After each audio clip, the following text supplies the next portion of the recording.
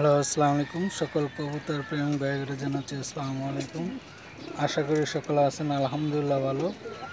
তো এই যে আমার নতুন একটা অতিথি কবুতর, এই যে খুবই সুন্দর একটা অতিথি, এই যে দেখতে পাচ্ছেন।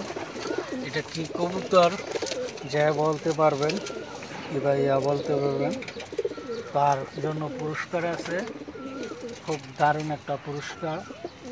আর আমি একটা জিনিসই বুঝি না, যারা নতুন ইউটিউবার তাদেরকে পুরাতন ইউটিউবাররা কখনোই সাপোর্ট দিতে চায় না, কী কারণে নিজে বুঝতে পারবেন না।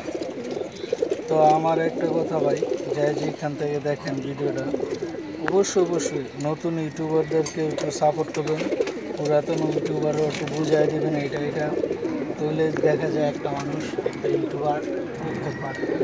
আসল কথা হলো, বাঙালি একটা জাতি আছে না, কঠিন জাতি, কেউ উপকার করতেন বাস মারার লেগে এমন হয়েছে আমরা এই জাতি। তো আমার ভিডিওটা যাই যেখান থেকে দেখতেছেন বাঙালি জাতিরা তেরে মেরে মাদারি, তো সবাই মনে করেন এই জাতেরই আর কি। একজনে হালডি মারানোর লেগে একজনে থাকি।